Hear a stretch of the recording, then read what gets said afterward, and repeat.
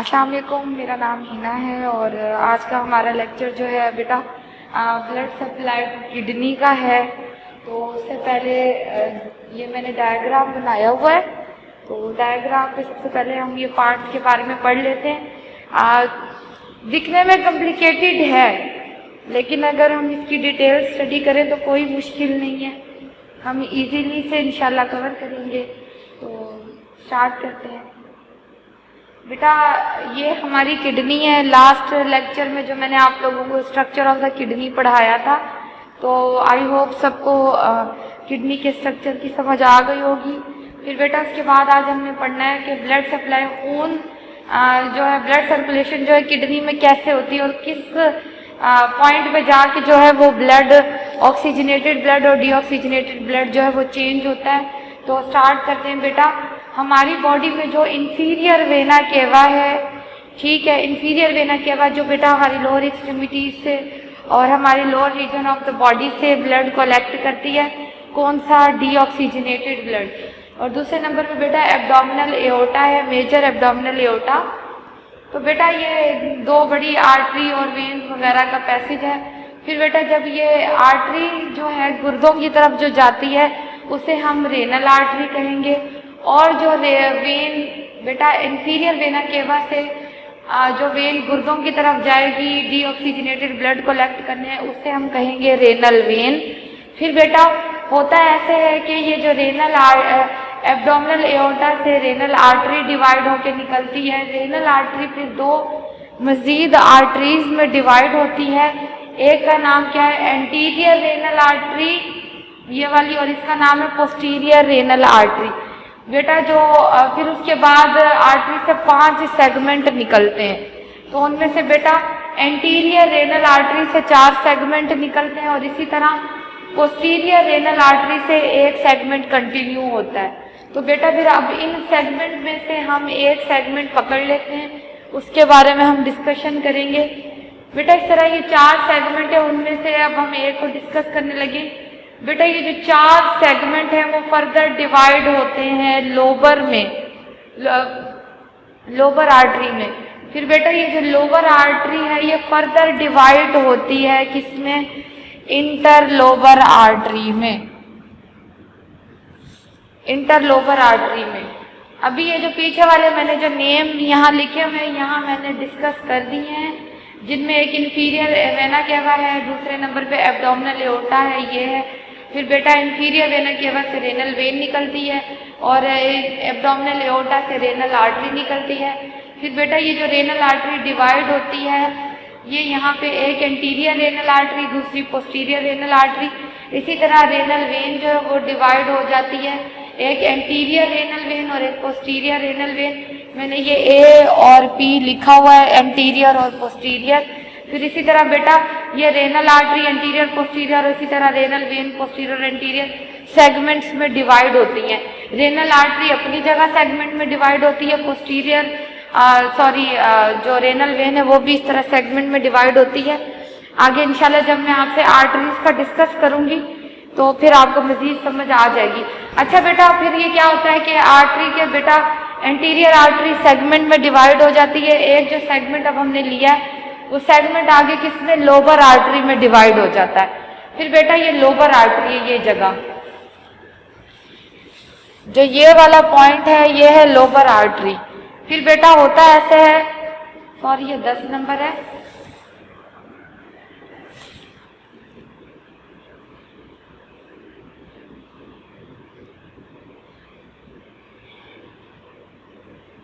अच्छा फिर बेटा ये जो लोबर आर्टरी है ये जो मेड्यूलरी पैरामिड्स होते हैं उनके दरमियान में से जब गुजर रही होती है तो फिर ये डिवाइड हो जाती है।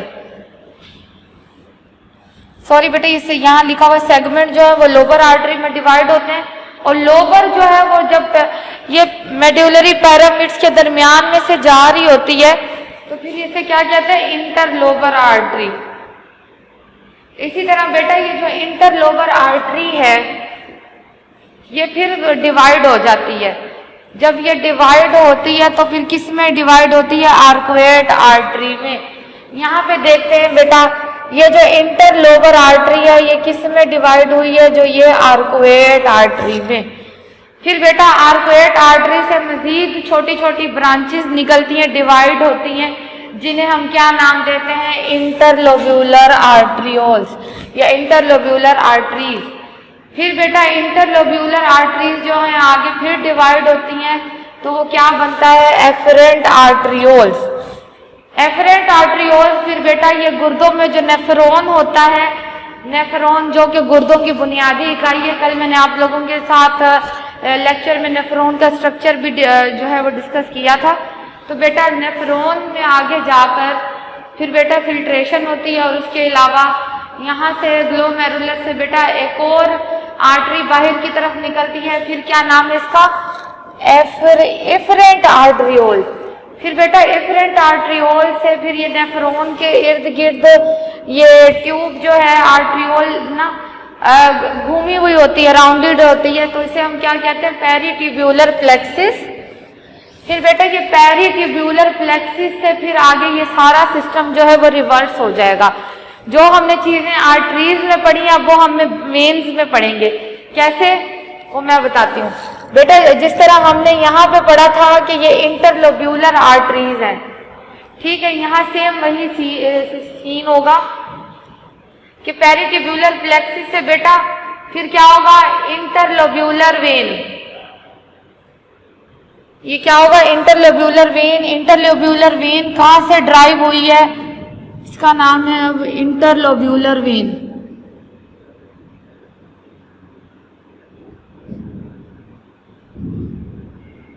इंटरलोब्यूलर वेन कहाँ से ड्राइव हुई है, आर्कुएट वेन से।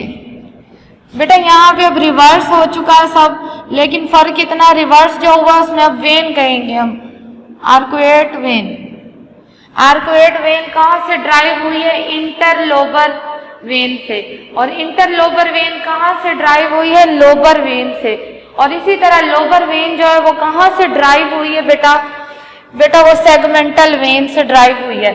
सेगमेंटल वेन जो है बेटा यहाँ ये कहाँ से ड्राइव हुई है, पोस्टीरियर रेनल वेन से। और इसी तरह बेटा ये डीऑक्सीजनेटेड ब्लड जो है बेटा, ये डीऑक्सीजनेटेड ब्लड जो है इसी तरह रेनल वेन में से होता हुआ इंफीरियर वेना केवा में चला जाएगा। बेटा मैं रिपीट करती हूँ कि हमारी बॉडी में जो रेनल ब्लड सप्लाई है, blood supply to the kidney है, वो कैसे होती है। सबसे पहले एक एब्डोमिनल एओर्टा होता है, मेजर एब्डोमिनल एओर्टा, जिसमें ऑक्सीजनेटेड ब्लड होता है। और इंफीरियर वेना केवा ये हमारी बॉडी में through out the body oxygenated blood supply करती है। और ये बेटा inferior vena cava deoxygenated blood collect कर रही होती है। तो बेटा जब ये दोनों आर्टरीज और वेन की तरफ से जो किडनी की तरफ आर्टरी और वेन आएगी उसे हम रेनल आर्टरी और रेनल वेन कहेंगे। जो एब्डोमिनल एओर्टा की तरफ से गुर्दों की तरफ आर्टरी आएगी उसका नाम होगा रेनल आर्टरी। और इसी तरह बेटा जो इंफीरियर वेना केवा की तरफ से वेन गुर्दों की तरफ जाएगी, किडनीज की तरफ जाएगी, पैसेज वो होगी रेनल वेन। फिर बेटा होता ऐसे क्या है कि ये जो रेनल आर्टरी है ये किस में डिवाइड हो जाती है बेटा, एंटीरियर रेनल आर्टरी में और पोस्टीरियर रेनल आर्टरी में। ये रेनल आर्टरी डिवाइड हो जाती है एंटीरियर रेनल आर्टरी में और पोस्टीरियर रेनल आर्टरी में। तो फिर बेटा ये जो एंटीरियर रेनल आर्टरी है 4 सेगमेंट में डिवाइड हो जाती है, और ये जो पोस्टीरियर रेनल आर्टरी है ये एक सेगमेंट में डिवाइड होकर कंटिन्यू हो जाती है। फिर अब बेटा इन 4 सेगमेंट में से एक सेगमेंट को ले लेते हैं, तो उनमें से बेटा ये जो 4 सेगमेंट में से आगे एक सेगमेंट हमने लिया वो फर्दर डिवाइड होता है लोबर आर्टरी में। फिर बेटा लोबर आर्टरी जो है वो इंटरलोबर आर्टरी में डिवाइड हो जाती है। इंटरलोबर आर्टरी जो है बेटा आर्कुएट में डिवाइड हो जाती है, और आर्कुएट से बेटा छोटी छोटी ब्रांचेस निकलती हैं जिसे हम इंटरलोब्यूलर आर्टरी कहते हैं। और ये इंटरलोब्यूलर आर्टरी फर्दर सब डिवाइड होती है एफरेंट आर्टरियोल्स में। फिर बेटा यहाँ पे ये नेफ्रॉन होता है, नेफ्रॉन में ग्लोमेरुलस होता है, बुमेंस कैप्सूल कप शेप के अंदर, जहाँ पे बेटा ब्लड फिल्ट्रेशन होती है। और फिर वहीं से बेटा इफरेंट आर्टरियोल निकलती है, और ये इफरेंट आर्टरियोल जो होती है नेफ्रॉन के स्ट्रक्चर के इर्द गिर्द कन्वोल्यूटेड होती है, तो जिसे हम कहते घूमी हुई होती है राउंडेडली, तो फिर बेटा इसे हम कहेंगे पेरिट्यूब्यूलर प्लेक्सिस। फिर बेटा ये पेरिट्यूब्यूलर प्लेक्सिस जो है यहाँ से फिर बेटा ये कहाँ जाते हैं, पेरिट्यूब्यूलर प्लेक्सिस जो है बेटा इंटरलोब्यूलर वेन में जाते हैं। और यहाँ ये हमारा सिस्टम अब रिवर्स है बेटा, पेरिट्यूब्यूलर वेन इंटरलोब्यूलर वेन जो है वो कहाँ से ड्राइव हो रही है, आर्कुएट वेन से। आर्कुएट वेन कहाँ से ड्राइव हो रही है, इंटरलोब्यूलर वेन से। इंटरलोब्यूलर वेन ड्राइव हो रही है लोबर वेन से, और लोबर वेन जो है वो ड्राइव हो रही है सेगमेंट से। सेगमेंट कहाँ से निकल रहे हैं बेटा, वो निकल रहे हैं रेनल वेन से, जिनमें एक पोस्टीरियर रेनल वेन है और एक एंटीरियर रेनल वेन है। और इसी तरह बेटा ये जो डीऑक्सीजनेटेड ब्लड है ये इस तरह रेनल वेन में आ जाता है और फिर बेटा इंटीरियर वेना केवा में चला जाता है।